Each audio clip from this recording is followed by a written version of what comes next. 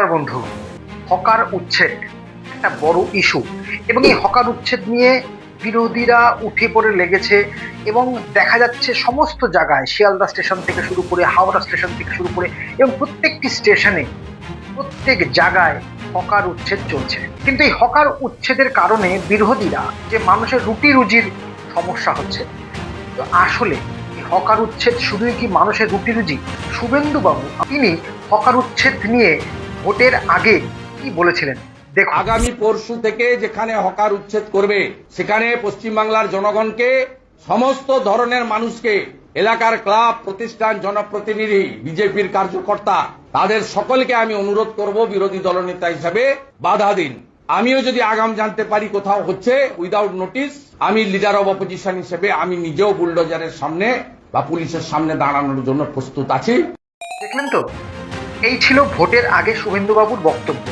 আর এখন ভোটের পরে ওনার কিন্তু শব্দটি নেই। আসুন জেনে নিই যে কেন বিজেপি এই কাজটি করতে চাইছে।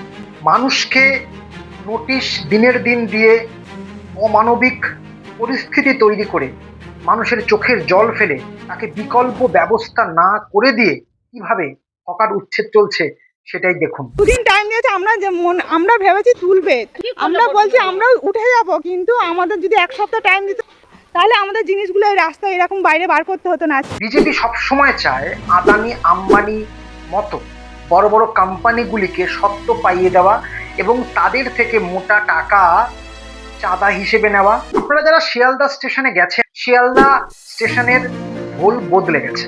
কারণ শিয়ালদা স্টেশনের মধ্যে পিসি চন্দ্র থেকে শুরু করে বড় বড় শপিং মল এবং বড় বড় ফুড কোর্ট বসে গেছে। যারা শিল্পপতি তাদেরকে জায়গা করে দিচ্ছে। 3 নম্বর, যে জিনিসটি রাস্তা দিয়ে কিনতে পারতো, এই ঝালমুড়ি, চানাচুর, এই নিন 10 টাকা। চা, গরম চা, দারুণ স্বাদ, মাত্র 5 টাকায়। ব্যবস্থা না থাকার ফলে তাকে বাধ্য হয়ে শপিং মলে যেতে হবে। শপিং মলে গিয়ে তাকে 50 টাকার জিনিসটি 300 টাকায় কিনতে হবে। বা বাড়ির জন্য যে খাবারটা নিয়ে আসতেন, যে ফল নিয়ে আসতেন, সেগুলো আপনাকে আর পেতে দেওয়া হবে না। আর সাধারণ মানুষ যে অল্প দামে স্টেশনের থেকে খাবার কিনে, বাজার কিনে বাড়ি যেত, সেটাও আর পসিবল হবে না। চা, গরম চা, এত দাম কি করে কিনবো? আর হকাররা গরিব, এই কনসেপ্টটাও মুছে ফেলুন। এটাই বিজেপি সরকারের একমাত্র পন্থা।